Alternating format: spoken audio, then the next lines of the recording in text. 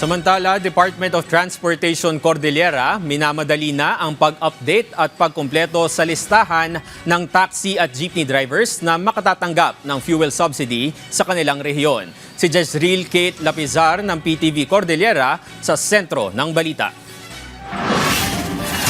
Sa patuloy na pagtaas ng presyo ng mga produktong petrolyo, ang mga driver ng mga pampasaherong sasakyan ang isa sa mga pinakaapektado nito.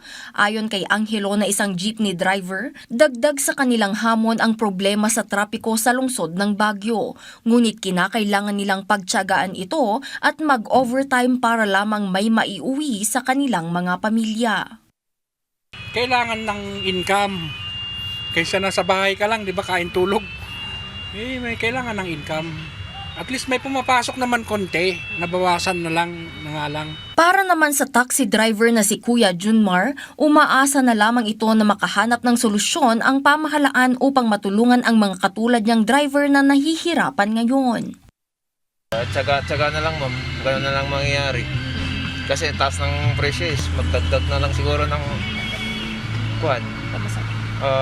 litro o patak.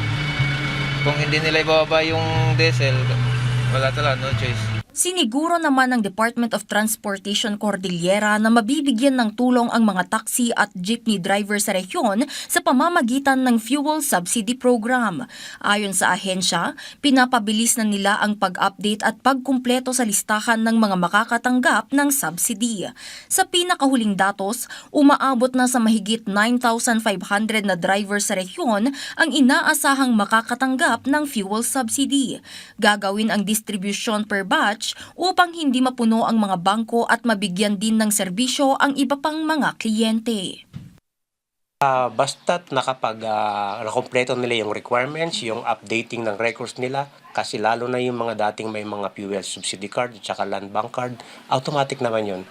Mag-antay lang. Inaasahang mabibigyan ng 5,000 pesos na fuel subsidy ang mga jeepney at taxi driver mula sa LTFRB, habang makakatanggap rin sila ng karagdagang 5,000 pesos mula sa DSWD sa pamamagitan ng Assistance to Individuals in Crisis Situation o AICS.